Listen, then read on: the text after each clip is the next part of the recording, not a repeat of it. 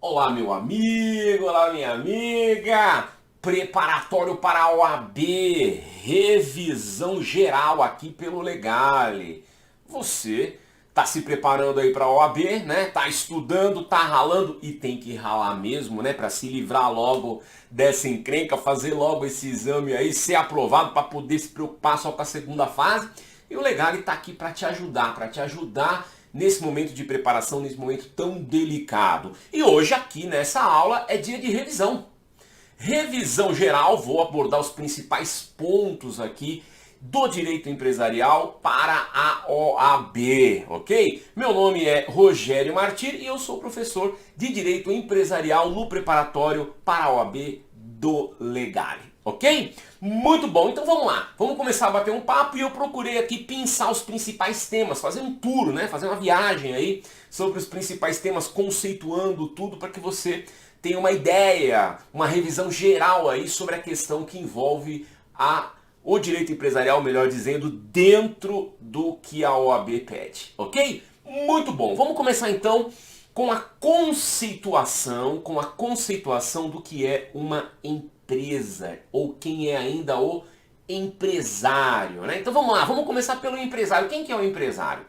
O empresário é aquela pessoa que fabrica bens ou ainda circula bens e serviços de forma economicamente organizada em um determinado mercado, ok? Em uma determinada região, em um determinado setor negocial de atuação. Então, o empresário é quem circula bens e serviços de forma economicamente organizada, visando lucro, circula bens e fabrica, também produz bens, né? Esse é o empresário, ok? Muito bom. E existe também a figura daquele que não é empresário, né? Porque existe o empresário e existe o não empresário. E a OAB pode te perguntar isso. Quem que é empresário? Quem que não é empresário? E você tem que saber distinguir. Quem que é o não empresário? O não empresário é aquele que exerce atividade intelectual, ok?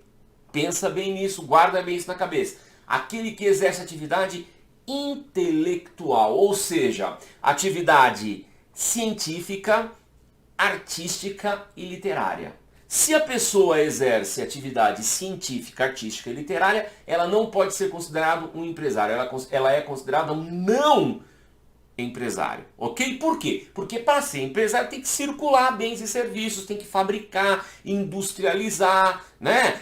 Comprar por um preço, vender por outro preço, ou reunir um grupo de pessoas e colocar essas pessoas para trabalhar, ou fabricar mesmo ali o produto. Então não é uma atividade estritamente intelectual, é uma atividade de exploração ao fabricar e exploração ao comprar e vender ou ainda prestar serviços através de outras pessoas, ok? Que é totalmente diferente de quem exerce uma atividade científica, artística e literária, ok? Vamos dar um exemplo de atividade científica para você poder fazer bem essa diferenciação. Atividade científica, a medicina, a engenharia, a odontologia, o direito, né? Então, o médico, o engenheiro, o arquiteto, o dentista, o advogado não podem ser considerados empresários, porque eles exercem atividade científica, ok? Também não pode ser considerado empresário quem? Quem exerce atividade artística, os artistas, o ator, o pintor, o escultor não são considerados empresários. Atividade literária, o autor de livros, o escritor, né? Paulo Coelho, por exemplo, não é considerado um empresário, porque está na esfera da atividade literária, que é uma atividade que fica fora do contexto de ser um empresário.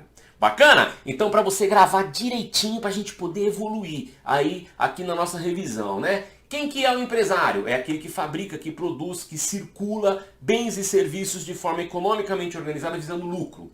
Quem que não é o empresário? Aquele que exerce atividade científica, artística e literária. Tá? Professor, mas por que eu preciso saber quem é empresário e quem não é empresário? Porque isso é importante para a OAB, porque isso faz você responder as questões da OAB, ok? Tem lugar certo, por exemplo, para o registro. Quando você é empresário, o registro é feito na junta comercial, tá? Lá no órgão dentro da junta comercial. Quando você não é empresário, o registro é feito em outro lugar. É feito lá no cartório civil de registro das pessoas jurídicas, dos não empresários. Então essa diferença existe, né? Por exemplo, as questões de falência, né? Na falência só pode falir quem é empresário. Quem não é empresário não está submetido ao regime falimentar. Então, quando você for resolver questões na sua prova da OAB, você vai se deparar com esses questionamentos e você vai precisar saber identificar, esse é empresário e aquele não é empresário.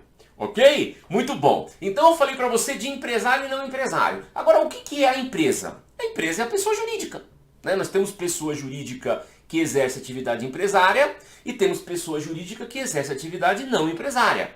Tá? Vamos falar, por exemplo, de uma sociedade, uma PJ, uma sociedade empresária, fabrica, circula bens e serviços de forma economicamente organizada. Uma sociedade, uma PJ não empresária, a clínica odontológica, a clínica médica, o escritório de advocacia, são pessoas jurídicas que exercem atividade que não são consideradas atividades empresárias. Bacana? Sociedade empresária, empresa. Sociedade não empresária é simplesmente uma sociedade simples. A OAB também pergunta isso. O que é uma sociedade simples? Sociedade simples é aquela sociedade que não exerce atividade empresária.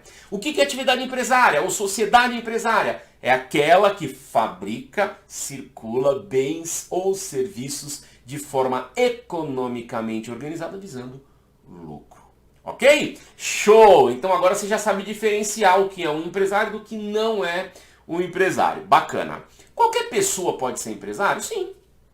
Em tese, qualquer pessoa pode ser empresário, desde que ela seja maior de idade, tenha mais de 18 anos e não tenha nenhum impedimento legal, né? A pessoa pode estar interditada, pode ser que ela tenha algum problema de saúde que tirou o discernimento dela, então por força de uma decisão ou de uma situação que a pessoa tem, ela não pode exercer a vida civil. Se ela não pode exercer a vida civil, ela não pode ser empresária, ok? Então se eu tenho mais de 18 anos ou ainda estou emancipado, existe emancipação também, né? Aos 16 anos o pai ou pode acontecer alguma coisa que emancipa aquela pessoa.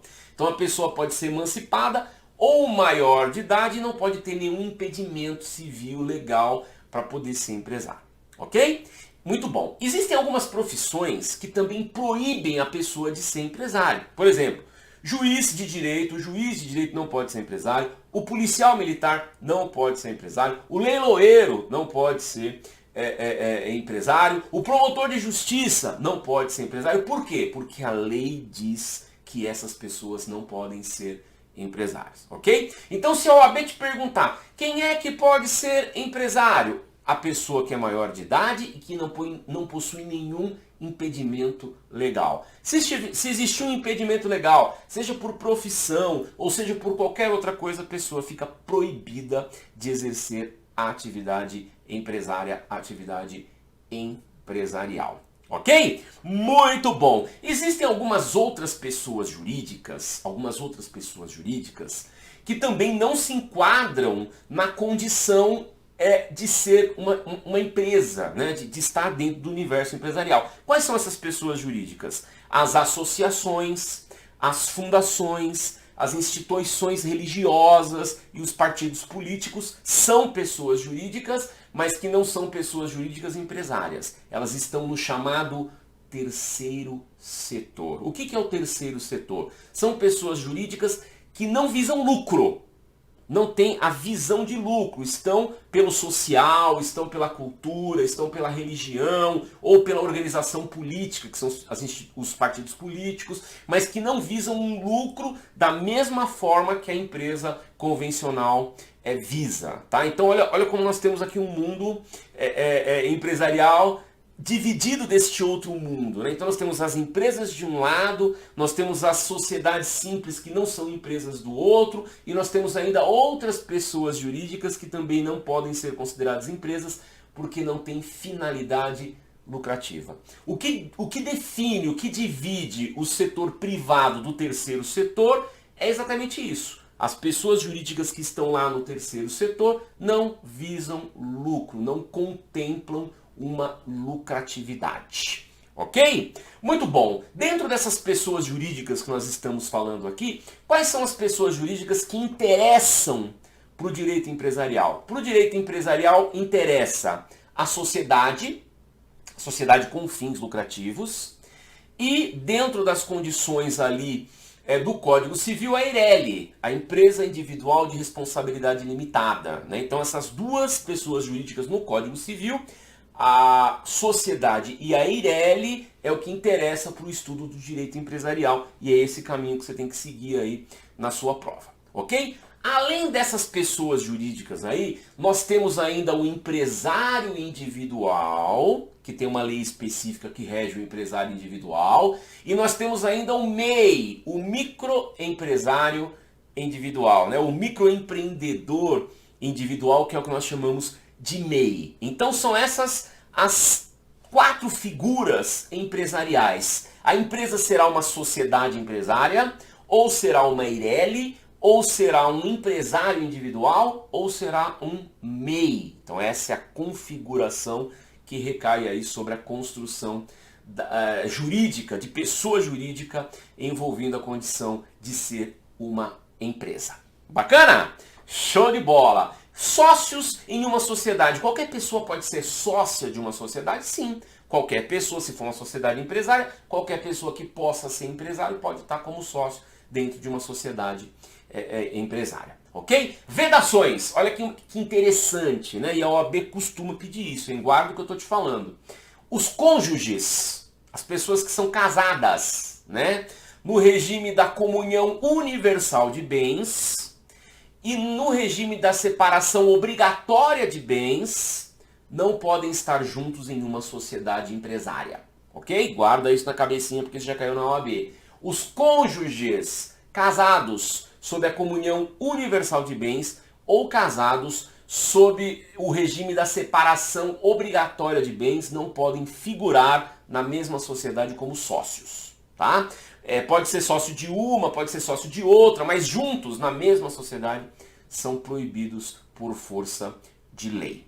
Ok? Muito bom. Eu falei para vocês que a sociedade empresária ela é registrada na junta comercial e a sociedade simples, que não é empresária, ela é registrada no cartório civil das pessoas jurídicas. Beleza. Mas nós temos uma exceção à regra. Qual que é a exceção à regra? A atividade rural. O ruralista. Quem que é o ruralista? Quem que exerce atividade rural? A pessoa que exerce atividade rural é aquela pessoa que trabalha na agricultura, na pecuária e no extrativismo. Né? Agricultura, as plantações. Pecuária, o cultivo de animais. Né? E extrativismo, aqueles que vão para a natureza extrair das minas de ouro, carvão, aquela coisa toda. Tal. Né? Então, se exerce atividade de agricultura, de pecuária e de extrativismo, é considerado o quê? Um rural, né? Um ruralista, uma atividade rural. E por que que o ruralista está fora desse contexto todo? Porque o ruralista ele pode escolher. Ele pode escolher se ele quer ser não empresário ou se ele vai ser empresário. Né? Se eu resolvo ter uma fazenda de gado, né? Eu largo a advocacia, vou criar gado, eu vou nascer para a pecuária e eu vou poder escolher se eu quero fazer o meu registro num cartório civil normal e não ser empresário, ou se eu quero ir direto na junta e me colocar ali como sendo um empresário. Então pode ser que a OAB venha te perguntar, o ruralista tem opção para ser empresário? A resposta é sim, ele tem opção, ele pode escolher por ser não empresário, ou ele pode escolher por ser empresário. E também pode, no futuro, começar como não empresário e depois mudar para ser empresário. Então existe essa flexibilidade maior por conta do ruralista. Lembrando que o que a OAB gosta de perguntar é o quê? Exceção à regra, né? Regra a gente tem que saber para poder distinguir qual é uma resposta certa e qual é uma resposta errada. Agora, na veia ali mesmo, na veia, ela gosta de perguntar sobre exceções à regra, e o ruralista é uma exceção à regra. Bacana? Muito bom. A gente estava falando aqui de registro, né? Registro na junta, registro no cartório. Um dos itens, um dos elementos principais para se fazer um registro é o nome. Nome empresarial, cai na OAB também. Nome empresarial, ou ainda razão social. Presta atenção no que eu vou dizer. O nome empresarial, a razão social, ela tem duas formatações, duas composições. O nome empresarial, a razão social, pode ser uma firma ou pode ser uma denominação. Guarda isso. Pode ser uma firma ou pode ser uma denominação. Quando que o nome empresarial é firma? Quando que ele é uma firma? Quando o nome empresarial é formado pelo sobrenome, pelo patronímico dos sócios. Não tem os sócios de uma sociedade? Por exemplo, João Silva, Paulo Nogueira e João Carvalho. Então, Silva Nogueira Carvalho, fábrica de blocos. O que é isso? É uma firma. Porque eu peguei o sobrenome de cada um dos sócios e coloquei esse sobrenome de cada um dos sócios aonde? Na minha razão social, no meu nome empresarial. Então, quando eu uso essa modalidade de composição de nome, eu estou diante de uma firma, ok? E denominação? Denominação é qualquer coisa. Alvorada, fábrica de blocos. Papipoca, fábrica de blocos. Posso colocar o que eu quiser. Denominação é qualquer coisa, ok? Então, o nome empresarial pode ser uma firma ou pode ser uma denominação. Bacana? Show! Além do nome propriamente dito, né, uma firma ou uma denominação, a razão social ainda tem que trazer o quê? Tem que trazer o objeto da sociedade, o que a sociedade trabalha, o que ela movimenta, e tem que trazer qual é o tipo de sociedade, entendeu? Então, por exemplo, Alvorada é o nome, denominação. Fábrica de blocos é a atividade principal daquela sociedade. Alvorada, fábrica de blocos limitada. O que é o limitada? O limitada é o tipo societário, ok? Muito bom, vamos entender isso aqui então, porque a OAB também pergunta. O que é então o tipo societário, professor Rogério? O que eu posso colocar como tipo societário? O que representa o tipo societário? O tipo societário, ele está ligado diretamente à responsabilidade que existe entre os sócios e a empresa. Ok? A empresa está no mercado? A pessoa jurídica está no mercado? A sociedade está no mercado? Tá. Está no mercado, não está fazendo negócios? Quando ela faz negócios, ela assume o quê? Assume direitos e obrigações. E se não cumprir essas obrigações recaem sobre ela vai ter que arcar com o peso da obrigação. Ok? Então, dependendo do tipo societário, esse comprometimento, essa dívida da sociedade pode recair sobre os sócios. Então, quando você fala em limitada, é um tipo de responsabilidade. Quando você fala em nome coletivo, é outro tipo de responsabilidade. Quando você fala em SA, é outro tipo de responsabilidade. Ok? Então, quais que são os tipos societários possíveis na legislação empresarial societária brasileira, né? Uma empresa ela pode escolher por ser uma empresa simples, uma sociedade simples, uma sociedade em nome coletivo, uma sociedade em comandita simples, uma sociedade limitada, uma sociedade anônima ou uma sociedade em comandita por ações, ok? Cada um desses tipos societários representam o quê? Representam uma responsabilidade perante a sociedade e os seus sócios, ok? Vou explicar para vocês os dois principais, que é o que costuma vir aí na OAB, os dois principais, tá? Quais são os dois principais? A sociedade limitada e a sociedade anônima. Qual que é a responsabilidade do sócio na limitada perante a sociedade? A responsabilidade é o do limite do capital social. Ok? A responsabilidade do sócio está limitado ao valor do capital social. E se por um acaso o capital social não estiver integralizado, não estiver à disposição, até o valor do capital social pode atingir o patrimônio pessoal do sócio. Vou dar um exemplo. Capital social de 100 mil.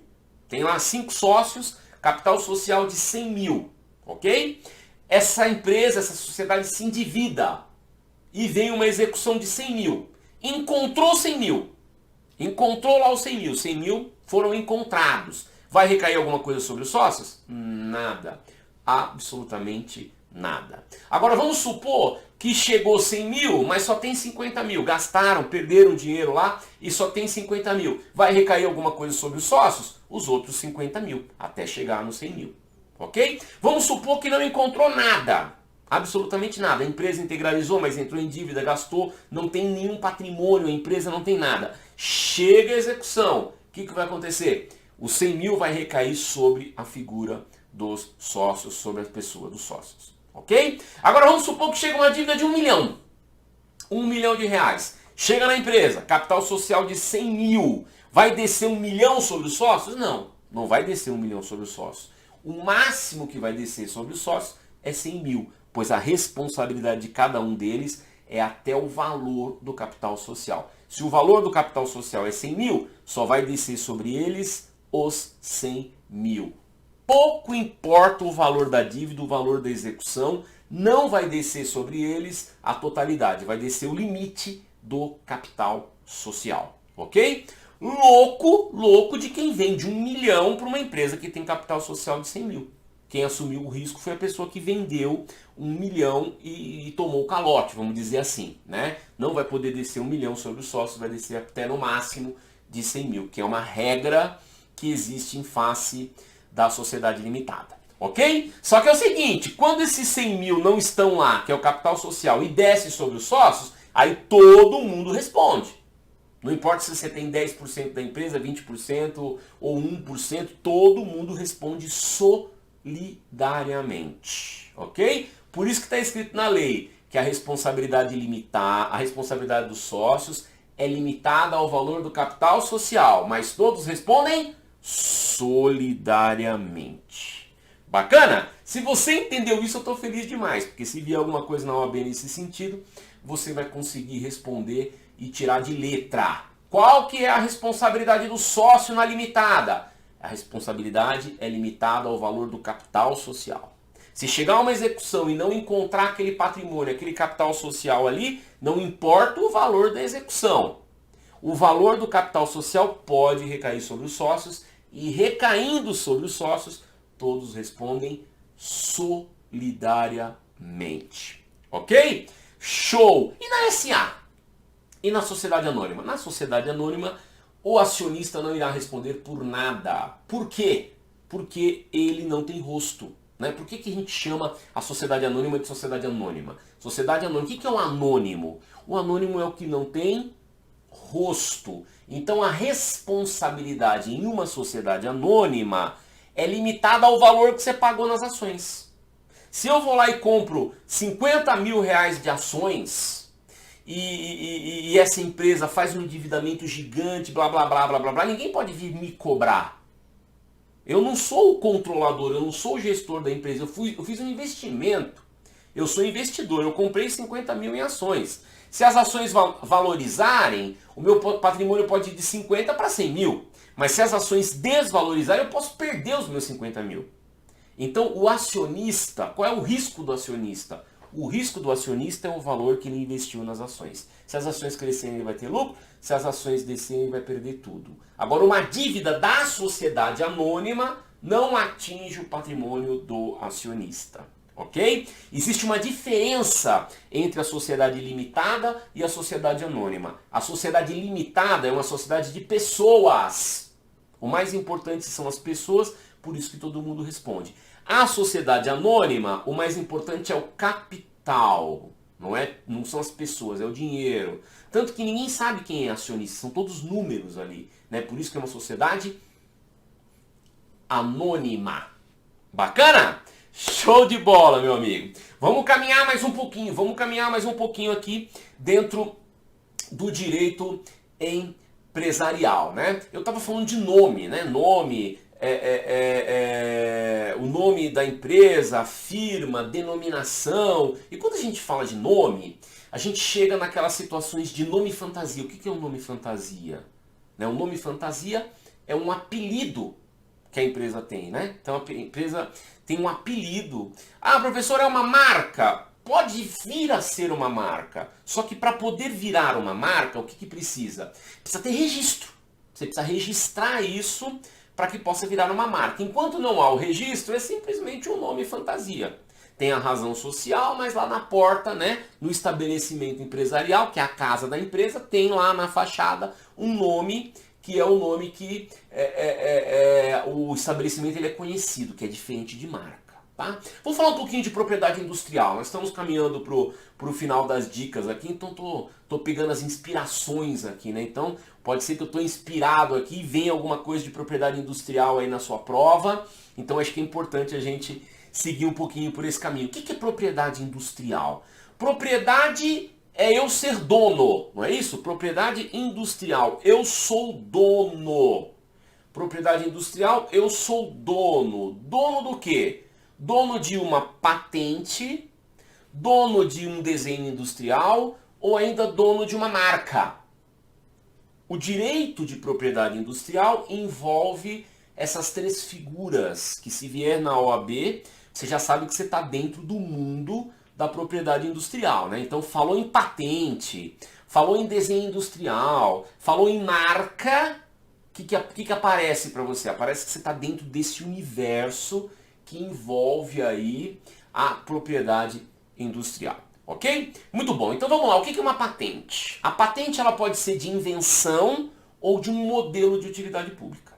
Ou eu inventei alguma coisa nova que não existia, uma invenção que vai me dar muito dinheiro, e eu quero proteger essa invenção. Como é que eu faço a proteção dessa invenção? Eu vou até o INPI, o Instituto Nacional da Propriedade Industrial, e peço o registro da patente. Vou lá e faço o registro da respectiva patente, ok? E o que é um modelo de utilidade pública? O modelo de utilidade pública é quando a invenção ela já existe, mas eu modifico alguma coisa de uma forma substancial e eu quero registrar essa mudança, essa alteração que eu fiz, eu quero registrar essa alteração que eu fiz. Por exemplo, a tesoura. Inventaram a tesoura, a primeira vez que inventaram a tesoura, quando inventaram a tesoura, ela era para destro, para quem cortava com a mão direita. Aí foi uma outra pessoa lá e inventou a tesoura para a mão esquerda, né, para quem é canhoto. Então, esse inventar para a mão esquerda a gente chama de modelo de utilidade pública. A invenção já existe e ela foi adaptada para uma outra situação, ok? Então vamos lá. Invenção, patente de invenção, modelo de utilidade, patente de modelo de utilidade pública. Registrei a minha invenção, registrei o meu modelo de utilidade pública. Por quanto tempo eu vou explorar isso? Por quanto tempo eu posso explorar isso? A patente de invenção, 20 anos. Durante 20 anos eu sou dono exclusivo da patente de invenção. Modelo de utilidade pública, por quanto tempo? 15 anos. Durante 15 anos eu sou dono do modelo de utilidade pública. E depois, eu posso renovar? Não, não posso. É improrrogável. É um registro só e o restante fica improrrogável, ok? Muito bom. Desenho industrial. O que é o desenho industrial? As formas. O design, o formato, né? Então, as joias, o modelo de joia, o carro, um modelo de carro, um móvel, o modelo desse móvel. Eu posso levar isso a registro ao INPI? Posso, e vou registrar isso como desenho industrial. Se o INPI me der esse direito, aquele formato, aquela construção é minha. Só eu posso usar aquele formato, aquele design. E vou poder usar isso por 10 anos, aí sim, renováveis por mais 3 vezes de 5 anos. Então eu consigo chegar no desenho industrial em até 25 anos. 10 anos de largada e 3 renovações de 5 anos para proteger o desenho industrial. Ok? E a marca? A marca, a importantíssima marca, uma vez registrada a marca, eu vou ter essa marca para mim por 10 anos. 10 aninhos. Só que é o seguinte, eu posso ir prorrogando quantas vezes eu quiser. A hora que chegar no último ano, eu posso renovar por mais 10 anos. A hora que chegar de novo no último ano, eu posso renovar por mais 10 anos. E vou renovando a marca o quanto eu quiser. Ok? Lembrando que a marca eu registro dentro de uma classe, tá? Não é porque eu peguei uma marca e registrei que eu sou dono dessa marca em todo tipo de negócio. Não. Eu registro a marca para roupa, para sapato, para alimento, para lazer, diversão. Né? Então, se eu registrei só para roupa, outra pessoa pode registrar para sapato. Então, se eu quiser proteger todo o mercado, eu tenho que pegar minha marca e fazer em tudo. E quando eu renovar, também tenho que renovar tudo. Ok? Então é assim que funciona. Tudo isso nós chamamos de propriedade industrial.